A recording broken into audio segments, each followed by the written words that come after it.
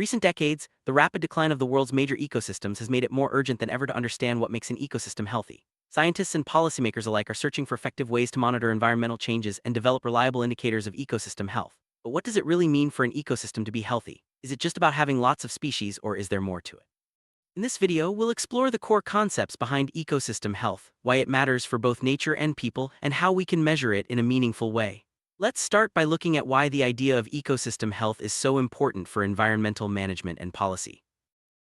Ecosystem health is more than just the absence of pollution or disease. It's a comprehensive concept that reflects how well an ecosystem can maintain its structure and function over time, even when faced with external stress. Think of it as similar to human health. It's not just about not being sick, but about thriving and being resilient. Scientists propose that a healthy ecosystem is sustainable. It can keep its organization in vigor and bounce back from disturbances. This means looking at the whole system, not just individual parts, and understanding how everything is connected. But how do we break down such a complex idea into something we can actually measure? Make ecosystem health measurable. Researchers focus on three main components: vigor, organization, and resilience. Vigor refers to the system's activity or productivity, how much energy or material flows through it. Organization is about the diversity and complexity of interactions among the system's parts. Resilience is the ability to withstand or recover from stress. These three pillars work together. A healthy ecosystem is active, well-organized, and able to bounce back from challenges. By combining these aspects, we get a more complete picture of what it means for an ecosystem to be truly healthy.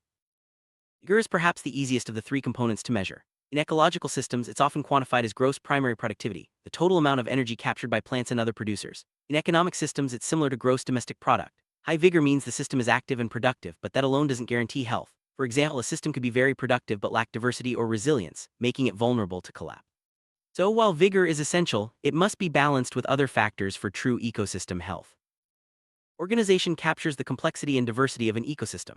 It's not just about how many species are present, but also about how they interact and exchange energy or materials. Highly organized systems have many specialized components and pathways, making them more robust and adaptable. Scientists use network analysis to map these connections, looking at both the number and strength of interaction. This approach helps us understand not only who is present in the ecosystem, but how they work together to maintain stability and function.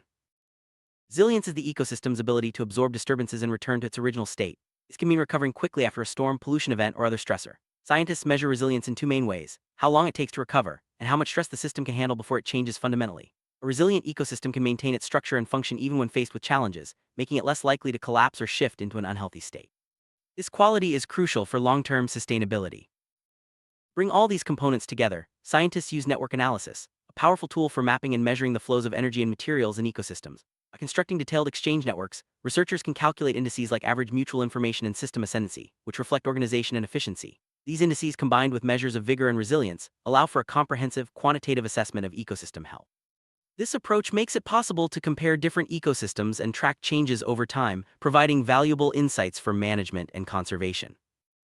Applying these methods, scientists have compared the health of various ecosystems, such as estuaries and open ocean plankton communities. By plotting measures of vigor, organization, and resilience, they can visualize how systems respond to natural and human-induced stress. For example, some estuaries show high productivity but low resilience due to pollution, while others maintain a better balance and are considered healthier. Similarly, after a natural event like upwelling, plankton communities can be tracked as they recover, revealing the dynamics of ecosystem health in action.